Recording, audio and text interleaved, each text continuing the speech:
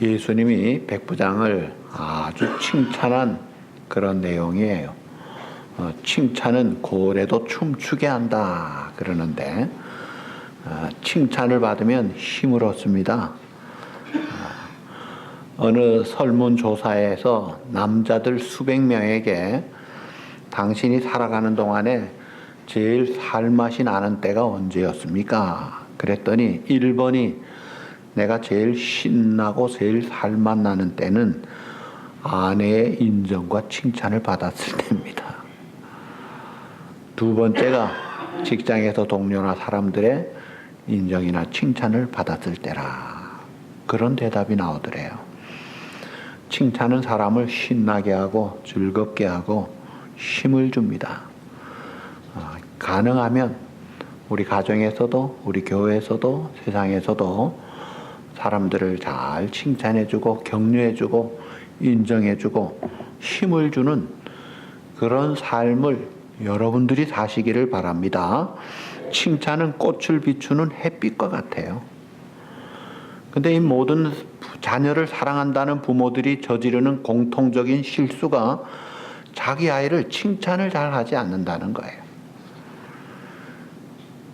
지적은 적게 하고 칭찬과 격려는 크게 많이 해보세요. 그러면요, 거기 축복이 따라오고 능력이 따라오는 거예요. 애들이 어려서 잘못해도 칭찬하면 진짜 잘하는 줄 알고 제가 잘하려고 하니까 잘 되는 거란 말이에요. 여러분, 예수님도 칭찬하신 분들이 꼭 훌륭한 분만 칭찬한 게 아니에요. 오늘 본문의 백부장은 아주 귀한 분이에요.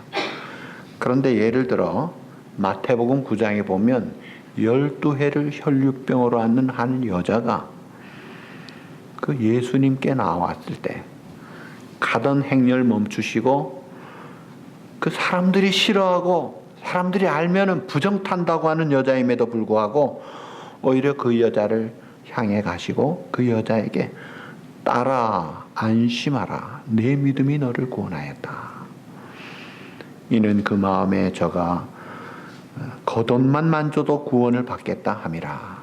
그 여자의 그 믿음을 보시고 주님은 그 여자를 사랑하는 마음으로 딸이라고 하시며 칭찬하고 인정해주고 그 믿음을 인정해주고 구원을 선포합니다.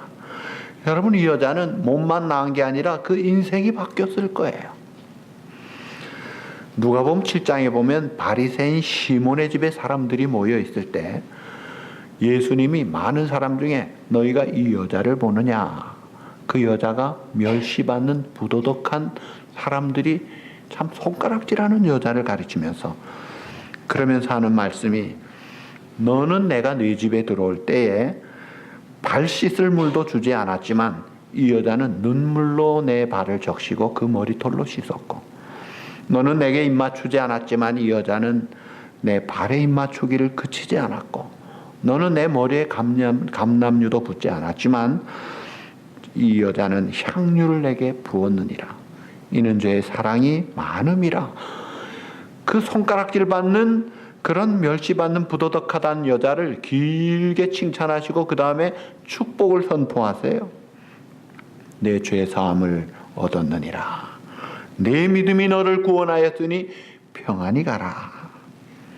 여러분, 이 여자 어떻게 살았을까요? 얼마나 변화가 됐겠어요. 그 예수님의 칭찬과 인정한 그 이후의 삶이 달라지는 걸 보게 돼요. 요한복음 4장에 수가성의 사마리아 여인이 나오죠. 떼약볕 대낮에 아무도 사람 없는 그때 우물가에 물길로 오는 사람들을 등지고 살아가는 손가락질 받는 여자였습니다. 잘한 것이 없었어요. 그런데 가서 내 남편 데려오라 하는 예수님 말씀에 이 여자가 나는 남편이 없나이다. 5명이 있었는데도 아닙니다.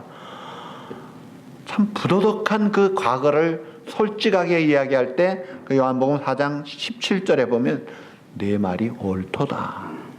그리고 그 다음 18절에는 내 말이 참되도다. 한 행위 자체는 부도덕하지만 너 지금 하는 말이 옳도다 참되도다 거듭 인정하시고 격려하시는 그 주님의 말씀에 이 여자가 그만 달라져 버려요. 주여 호칭이 달라지면서 내가 보니 선지자로소이다. 조금 있다가는 메시아로소이다. 예수님의 칭찬과 인정받은 이 여자는 사마리아의 첫 전도자가 되더라는 거예요.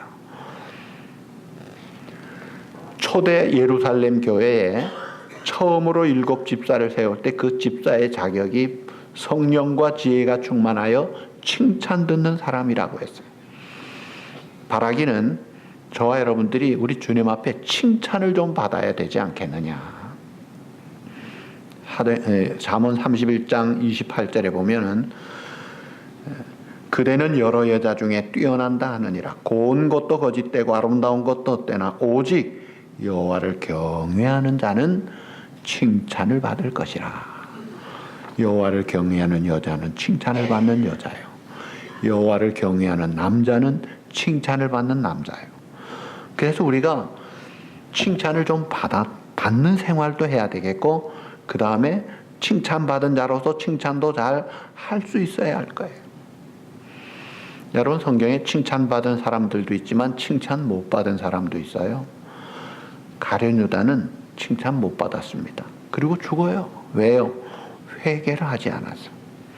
아나니아 삽비라 칭찬 못 받았어요. 왜요? 계속 거짓말하면서 회개하지 않으니까.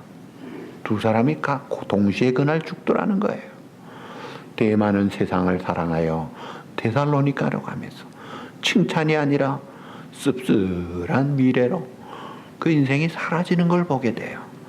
그러니까 칭찬받는 인생과 안 받는 인생이 많이 다르더라는 거예요. 돈은 잠깐 기쁘게 하지만 칭찬은 평생 기쁘게 한다는 거예요. 서양 속담에 꿀 한 방울이 많은 벌들을 불러 모으는데 수만 톤의 가시는 벌들을 끌어오지 못한다. 이 꿀 같은 칭찬이 필요하다는 거예요. 여러분, 운동선수들이 축구를 할 때 홈그라운드 이점이 있어요. 왜 그래요? 응원 소리, 힘을 주는 소리에 아주 몇 배로 상승된 그런 힘이 나는 거예요. 미국 사람들 운동할 때 보면 그 응원을 잘해요. 애들 야구장에 제가 우리 애 야구할 때 한번 따라가 봤더니요. 우리 애가 그날 하필 삼진을 먹는 거예요. 스트라이크 3번 맞고 아웃되는데 그 엄마들이요. 모르는 엄마들이 컴온 잔, 컴온 잔 얼마나 힘을 주는지. 그러니까 또 씩씩하게 또 나가더라고요. 이야, 잘하네. 응원을 잘하더라고요. 그러니까 힘을 내서 또 하고 그 다음에는 때린다 이거예요. 부부 세미나에서 남편들에게 아내를 좀 칭찬해 보라는 숙제를 줬어요. 그랬더니 어느 남편은 내 아내는 시골 구들목의 아내와 같습니다. 왜냐하면 언제든지 누우면 따뜻함을 주니까. 어떤 남편은 내 아내는 신선한 가을 하늘과 같은 아내입니다. 왜냐하면 늘 푸르름이 있으니까. 어떤 남편은 내 아내는 솜사탕 같은 아내입니다. 왜냐하면 달콤하고 스윗하니까. 근데 한 남편이 부인에 대해서 산소와 같은 아내입니다. 프레시한 옥시전 같은 아내라고 하면서 읽기를 산소 같은 아내라고 읽은 거예요. 그러니까 이게 산소가 아니라 살아있는 손지, 산에 있는 손지 나를 서로 보나 이러면서 상처를 받더라는 거예요. 여러분, 칭찬도 제대로 할 줄 알아야 돼요. 나는 정말 당신을 사랑합니다. 당신밖에 없어요. 다시 태어나도 당신밖에 없어요. 이런 한마디는요, 평생에 꽂히는 힘을 주는 말이에요.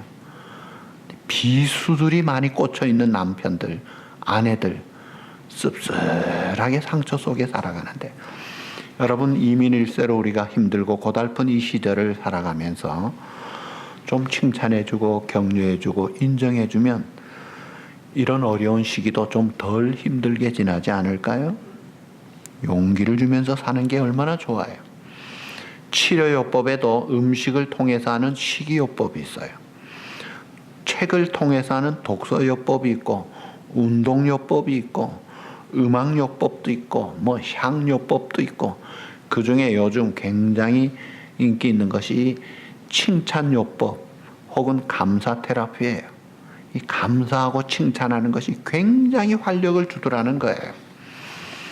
예수님이 이 백부장을 그렇게 칭찬하고 인정해 주었어요. 오늘 본문 10절에 보시면 예수께서 들으시고 놀랍게 여겨, 아주 어이구 그랬어? 와, 놀랍게 여겨 따르는 자들에게 이르시되 내가 진실로 너희에게 이르노니 이스라엘 중 아무에게서도 이만한 믿음을 보지 못하였노라. 이야, 이런 믿음도 있어.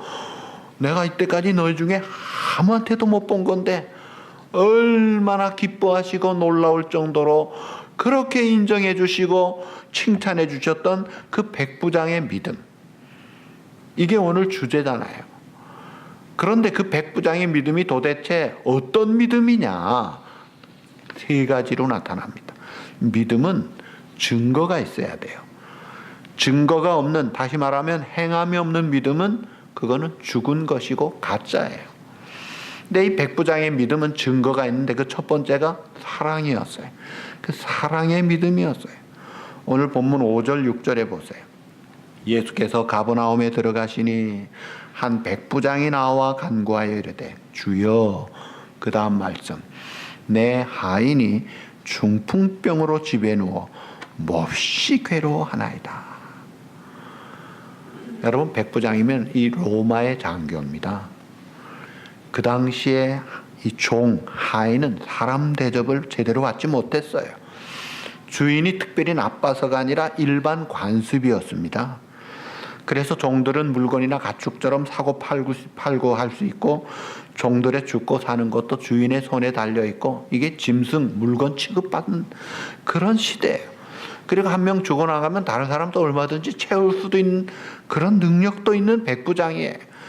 그럼에도 불구하고 자기 수하의 한 사람, 비록 하인이지만 로마의 백성의 치하에 있는 그 지배국인 유대인 한 하인이지만 그를 긍휼히 여기는 마음, 그 아픔에 동참하는 그런 그 마음, 이게 얼마나 사랑의 증거냐, 이걸 볼 수 있잖아요. 그리고 누가복음 7장에 보시면 유대인 장로들이 와서 예수님에게 청을 하면서 저 백부장은 우리 유대 민족을 사랑하는 분입니다. 그리고 우리를 위해서 회당도 지어준 분이에요. 그러니까 하인만 사랑한 게 아니라 유대 민족을 사랑하고 실제로 회당을 지어줘 가면서, 로마에는 회당이 없는 거예요. 로마 종교는 히랍 신들을 섬기는, 제우스 신을 섬기는 전혀 다른 신 아닙니까? 근데 회당을 지어줘 가면서 유대인들을 사랑하는, 그러니까 이 정복 국가의 지도자가 피정복지의 그 사람들과 하인을 지극정성 사랑하는 특별한 사랑을 우리가 이 백부장에게서 볼 수가 있는 거예요. 그러니까 예수님이 평소에 원수를 사랑하라 했던 그 사랑을 보여주신 분이다 이거예요. 우리 성도들의 가장 아름다운 선행, 가장 아름다운 행함은 바로 사랑입니다. 사랑이 없으면 소리나는 구리와 울리는 꽹가리가 되고, 예언하는 능력이 있은들, 모든 비밀 모든 지식을 알고 산을 옮길 만한 믿음이 있을지라도 사랑이 없으면 아무것도 아니요. 믿음, 소망, 사랑 항상 있을 것이지만 그 중에 제일은 사랑이라. 이 사랑이 있었다는 거예요. 이 긍휼한 마음, 아이고 얼마나 아프겠나. 그 하인도 나랑 같은 사람인데, 귀한 생명인데, 여러분 이 귀한 마음이잖아요. 팔복의 5번째 복이 긍휼히 여기는 자는 복이 있나니 그가 긍휼히 여김을 받을 것이라고 해요. 긍휼히 여길 줄 아는 자가 긍휼히 여김을 받는다는 거예요. 자, 로마 군대 백부장이 피지배국의 그 지배인인 그 하인을 사랑한 모습이 마치 그 1993년에 스티븐 스필버그 감독이 감독했던 그 쉰들러 리스트의 그 오스카 쉰들러의 모습을 좀 볼 수가 있어요. 그 영화는 제2차 세계대전 때 독일군이 점령한 폴란드의 어느 마을에서 시류에 맞춰 성공주의자, 기회주의자로 그렇게 독일 사업가 오스카 쉰들러가 있었어요. 그는 아주 기회주의자였어요. 그런데 그가 유태인이 경영하는 그릇 공장을 인수하기 위해서 나치 당원이 되고 독일군에게 뇌물을 바치면서 갖은 방법 수단을 동원합니다. 그런 이 냉혹한 기회주의자여 성공주의자였던 이 쉰들러가 유대인 회계사 스턴이라는 사람과 친분을 맺으면서 유대인들이 가스실에서 무참하게 죽어나가는 현실을 보고 양심의 가책과 양심의 소리를 듣고 내가 이대로 있으면 안 되겠다. 그래서 스턴과 함께 유대인을 살릴 작정을 하고 유대인 한 명 빼내올 때마다 뇌물을 주고자 그래서 유대인 명단을 작성한 그 유대인 명단이 바로 쉰들러 리스트였어요. 그래서 그가 있는 것들을 다 투자해가지고 1100명의 유대인들을 빼내죠. 살려주는 거예요. 2차 대전이 끝났어요. 살아난 사람들이 모여서 너무 감사합니다. 그럴 때 쉰들러는 그러죠. 내가 그때 자동차까지 팔았어야 되는데 내가 이 무슨 반지가 뭐가 필요하다고 그거 팔면 한두 명 더 건질 수도 있는데 안타까워하는 마음. 여러분 일본 시대에 그 일본 순사 보는 듯한 그런 느낌이 유대인들에게는 백부장 보는 느낌이에요. 그런데 일본 순사라는 사람이 백부장같이 오히려 사랑하고 쉰들러같이 자기 재산 팔아가면서 도와주고 지극정성 사랑한다면 그 사람이 인정받고 존경받아야죠. 자기의 명예 출세를 위해서 자기의 성공과 자기의 돈과 자기의 업적을 위해서 하인 하나쯤 죽는 게 뭐가 문제겠어요. 그런데 그거보다 업적 명예 추구하는 그런 것보다도 사람이 중요하다. 이게 사랑이 중요한 걸 알고 영혼이 중요한 걸 아는 그 가치 있는 삶, 이게 믿음을 가진 자의 바른 모습이 아니냐 이거예요. 사람 사랑하는 것은 이거는 정말 우선순위가 있는 가치 있는 일이다 이거예요. 그러니까 이 백부장이 믿음을 가졌는데 그 믿음의 증거가 사랑이었어요. 그 다음에 또 두 번째 이 믿음은 겸손한 믿음이었어요. 오늘 본문 8절에 보시면 백부장이 대답하여 이르되 주여 내 집에 들어오심을 감당하지 못하겠사오니 다만 말씀으로만 하옵소서. 그러면 내 하인이 낫게 싸움나이다. 여러분 백부장은 그 당시에 로마 장교였습니다. 100명을 통솔하는 고급 장교예요. 이스라엘은 그 로마 통치 밑에 있는 속국이에요. 큰 고난이 있어요. 예수님 십자가 지고 가실 때 쓰러지니까 구레네 사람, 엉뚱한 사람, 야, 저 꼼짝 못하고 십자가 지잖아요. 그 로마 군인의 권세를 거역할 수 없는 거예요. 그러면 이런 권세를 가진 이 백부장이 예수가 병 고쳐? 데리고 오라. 명령해서 데리고 오라고 할 수도 있는 권한을 가진 자예요. 근데 이제 그렇지 않아요.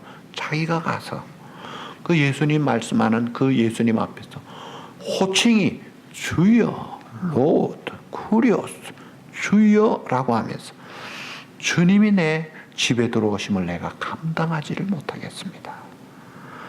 마치 병장 정도 되는 사람이 참모총장을 감당하지 못하겠다는 그런 마음이에요.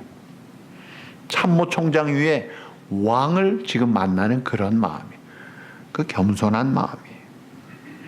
그러니까 이 주여 하면서 엎드리는 그 모습은 예수님 앞에서 한 주님을 향한 백부장의 겸손한 살아있는 믿음을 보잖아요. 그러니까 백부장에게 지금 주님은 예수님밖에 없는 거예요. 우리가 신앙생활하면서 예수님 말씀대로 하나님과 재물을 겸하여 섬기지 못한다고 했는데 하나님도 섬긴다고 하면서 하나님보다 또 더 사랑하는, 또 비슷하게 사랑하는 무엇이 같이 있으면 이게 이제 우리를 헷갈리게 합니다. 주인이 둘 될 때 마음이 갈려요. 그 삶에 기쁨도 없고 평안도 없고 축복도 없죠. 야곱이 그런 인생을 험악하게 살았습니다.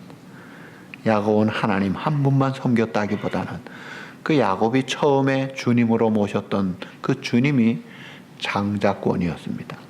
장자권만 있으면 최고다. 그래가지고 탈 뒤집어 쓰고 들어가서 거짓말하면서 형 받을 걸 가로채듯이 채가. 그래가지고 장자권은 받았는지 몰라도 어머니와 영원한 이별을, 그 영영 이별을 하고 끝나더라. 그 장자권 주인을 잃어버린 그 다음에는 이제 라헬을 주인 삼고 14년 동안 일을 하죠. 근데 그 라헬이 일찍이 죽습니다. 그 다음에 라헬 다음으로 주인 삼은 사람이 요셉이었어요. 근데 요셉이 짐승에게 찢겨 죽임당했다는 소식을 들어요. 그 다음에 베냐민을 또 주인 삼았더니 베냐민까지 데리고 가야 된다. 그래서 그는 결국 포기합니다. 내가 자식을 잃게 되면 이르리로다. 데려가라. 다 포기했더니 요셉도 보고 베냐민도 살리고 회복이 되는 걸 볼 때에 우리가 이 주인 되신 하나님 앞에서 하나님의 하나님 되심을 제대로 인정한다면 이 백부장이 내 집에 들어오심을 감당치 못하겠습니다. 겸손한 마음으로 예서하고 부복하는 그런 마음과 그런 생활과 자세가 그게 믿는 자의 모습이 아니냐 이거예요. 사랑을 베풀 줄 알고 하나님 앞에 겸손히 엎드릴 줄 아는 이 살아있는 믿음, 그 주님이 귀하게 보신 거예요. 그리고 세 번째는 이 백부장의 순종하는 믿음이에요.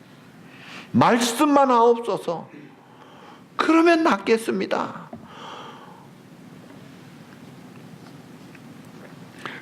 조선 한국 역사의 드라마를 보면 어명이요 하는 말을 할 때마다 아주 엄숙한 장면이 나타나죠.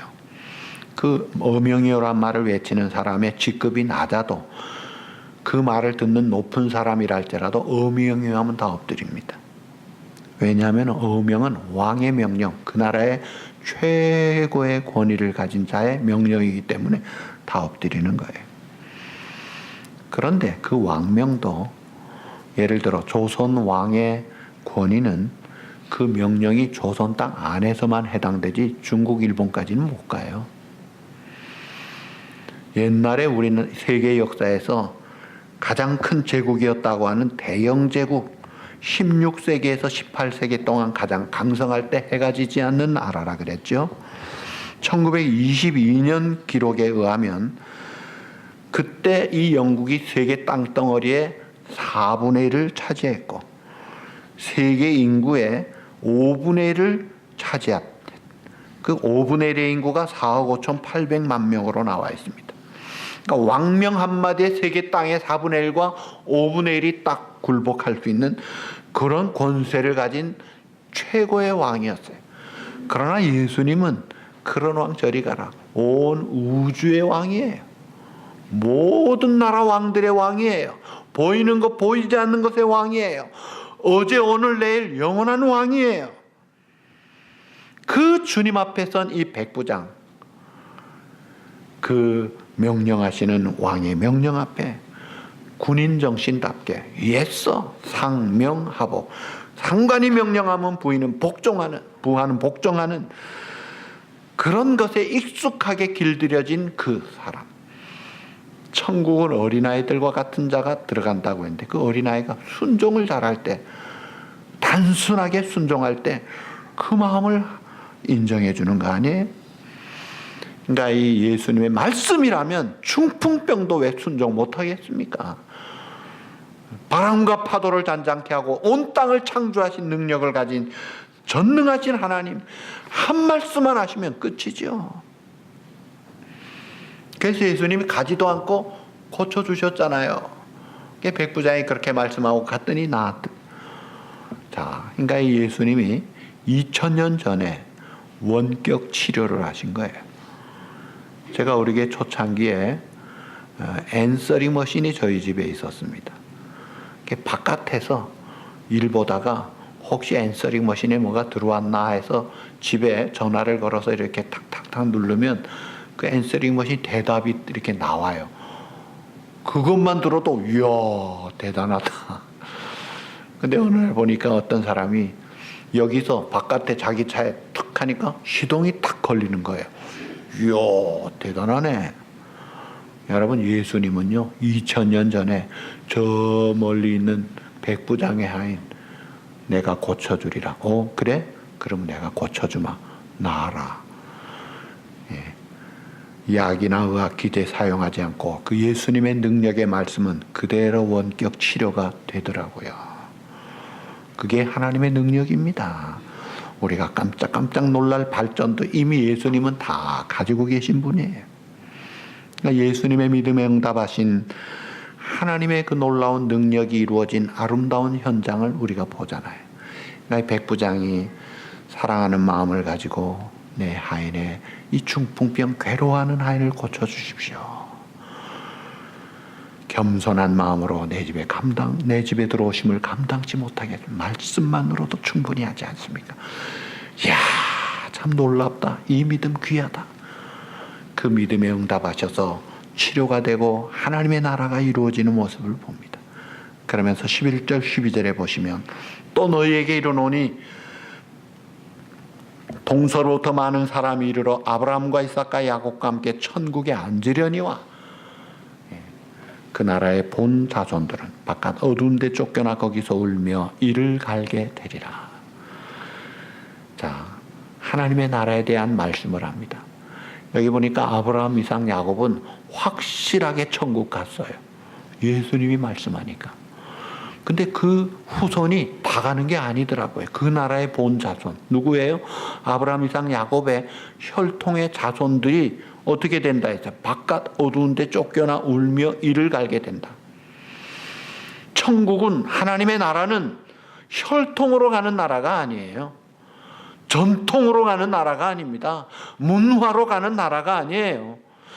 서류로 가는 나라가 아니에요. 어떤 나라예요? 믿음으로 가는 나라예요. 이방인도 갈 수 있습니다. 그 현장이 이 백부장 하인 고치는 이 현장이에요. 믿음으로 주님 앞에 나갈 때 하나님의 나라가 이루어지고 구원의 역사, 치료의 역사, 회복의 역사, 평화와 기쁨의 나라가 이루어지는 그 현장을 지금 선포하시는 주님의 모습을 볼 수가 있습니다. 그리고 또 우리가 이 사건에서 하나 배울 교훈은 우리가 이 세상에 살면서 때로 우리 가정에 참 이 고칠 수 없는 중풍병 같은 어려운 큰 숙제, 큰 무거운 짐이 하나 있습니다. 혹은 또 내 사랑하는 사람에게 매우 중한 그런 문제나 아픔이 있을 수 있어요. 그럴 때 우리가 어떻게 해야 돼요? 내 사랑하는 가족의 아픔에 하나님 앞에 막 기도할 때 하나님이 내가 고쳐주마. 그렇게 해주면 얼마나 좋겠어요. 그리고 건강이 좀 회복될 것 같으면 하나님이 응답해 주셨나 보다. 근데 또 건강이 다시 도지고 혹은 2차 재발이다 이러면 또 낙심을 해요. 그래서 막 흔들려요. 예수님은 그걸 아시고 누가복음 18장 1절에 이렇게 말씀합니다. 항상 기도하고 낙심치 말아라. 항상 기도하고 낙심은 하지 말아라. 우리가 질병으로 어려운 병으로 고통당하는 사랑하는 사람을 위해 하나님 앞에 간절히 기도한다면 명심할 것이 3가지가 있어요. 그 첫 번째가 우리의 기도의 대상이신 하나님께 초점을 맞추자는 거예요. 기도의 내용인 질병으로 고통당하는 사랑하는 가족에게 초점을 맞추면 안 됩니다. 믿음의 주요 온전케 하시는 분은 하나님이에요. 하나님을 바라보자 이거예요. 아픈 사람이나 나나 똑같이 죽을 사람이고 똑같이 약한 사람이에요. 우리를 믿는 게 아니라 우리가 믿는 분은 하나님이에요. 포커스를 분명히 하세요. 하나님께 맞추세요. 두 번째, 믿음으로 기도할 때 하나님이 역사하시지, 눈으로 보는 대로 괜찮으면은 괜찮아지나 보다, 안 좋으면 또 안 좋아지나 보다, 업앤다운 막 흔들리고 요동하고 약해질 때, 그래서 불안해하고 낙심하는 그런 상황으로 나가지 않도록 늘 하나님의 전능하심을, 하나님의 사랑하심을 믿고 믿음으로 기도하자 이거예요. 하나님의 하나님 되심을 인정하고 그 믿음으로 기도할 일입니다. 능치 못함이 없는 주님께 맡기고 나가는 거예요. 그리고 마지막으로는 하나님의 영광을 구하고 나가야 합니다. 너희가 먹든지 마시든지 무엇을 하든지 다 하나님의 영광을 위하여 하라. 사실 현실적인 우리의 아픔과 고민은 사랑하는 가족, 사랑하는 사람 질병으로 고통당하며 심지어 죽어가고 있는데, 하나님의 뜻이 사는 것인지 죽은 것인지 내가 알 수가 없잖아요. 그런데 우리가 간구할 때는 하나님의 뜻이 사는 거냐 죽는 거냐 이런 게 문제가 아니라 언제나 구해야 될 건 똑같습니다. 하나님의 영광이 나타나기를 원합니다. 그것이 최고의 응답입니다. 이것은 하나님의 손을 구하는 기도가 아니라 하나님의 얼굴을 구하는 거예요. 그 하나님이 어떤 분이에요? 나보다 나의 필요를 더 잘 아시는, 정확한 시간에 최선의 응답으로 이끄실, 가장 베스트 오브 베스트로 이끌어 가시는 우리 아버지시다 이거예요. 그 하나님의 하나님 되심을 믿고 기도하자는 거예요. 복음성가에 이런 가사가 나옵니다. 나 염려하잖아도 내 쓸 것 아시니 오직 주의 얼굴 구하게 하소서. 다 이해할 수 없을 때라도 감사하며 날마다 순종하며 주 따르오리다 온 마음 다해. 그 마음으로 하나님 앞에 나아가죠. 내 가정에 무거운 짐들이 있습니까? 내 가장 사랑하는 그런 내 가족의 아픔이 있습니까? 혹은 사랑하는 성도의 아픔이 있습니까? 하나님께 초점을 맞추고 믿음으로 하나님의 영광을 위하여 나아가자 이거예요. 말씀 맺습니다. 예수님이 백부장의 그 믿음을 보시고 너무 기뻐하시고 칭찬하셨어요. 우리도 칭찬 좀 받고 살아야죠. 그리고 칭찬받는 자만큼 우리도 칭찬할 줄 알면 좋겠어요. 그리고 이 백부장같이 사랑하는 사람의 질병을 위해서 괴로워하고 고통당하는 그런 가운데 하나님 앞에 나아갈 때 우리가 무릎 꿇고 하나님 간절히 부르짖고 기도할 때 사실은 하나님께서 놀랍게 치유해주고 회복해주는 경우도 있습니다. 그러나 때로는 하나님의 뜻이 아니라서 숨을 거두는 분들도 있어요. 저는 우리 교회 목회 27년 지금 됐는데 개인적으로 생각나는 분들을 제가 사실은 여기 쭉 써봤어요. 누구 쭉. 저는 건강 회복을 위해 정말 하나님 앞에 믿고 기도했는데 무슨 뜻인지 하나님이 데려가시더라고요. 그런데 데리고 가신 후에 보니까 이것도 놀라운 하나님의 축복이었구나. 또 다른 예비한 참 신비한 은혜가 있구나. 이걸 깨닫지 않을 수가 없는 그런 하나님의 손길을 보았어요. 바라기는 오늘 저와 여러분들이 이제 남은 생에 살아가면서 하나님을 잘 섬기는 믿음으로 살아가는데 어려움이 없기를 바라지만 세상은 바람잘 날이 없습니다. 때로는 우리 참 약한 부분들이 터지기 시작하고 아프기 시작할 거예요. 그럴 때 하나님 앞에 믿음으로 기도하십시다. 하나님께 초점을 맞추고 환경 바라보고 조건 따라 기도하지 말고 믿음으로 기도하고 하나님의 영광을 위해 기도하십시다. 흔들리지 말자 이거예요. 그리고 하나님이 우리 주 예수님이 칭찬하신 백부장의 믿음은 세 가지 증거가 있었다고 해요. 하나는 사랑하는 믿음이에요. 사랑의 믿음. 두 번째가 뭐예요? 겸손한 믿음이에요. 세 번째가 뭐예요? 순종하는 믿음이에요. 사랑하는 마음으로 고쳐주십시오. 나는 감당할 수가 없습니다. 말씀만으로도 할 수 있습니다. 이야, 내가 이런 믿음 이스라엘 중에서도 못 봤구나. 그 백부장을 통해 하나님의 나라가 임하는 모습을 봅니다. 오늘 이 믿음을 본받아서 예수님이 그토록 원하셨던 하나님의 나라를 이루고 살아가는 칭찬과 인정받는 믿음의 사람이 바로 여러분이 되시기를 우리 주님의 이름으로 축복합니다.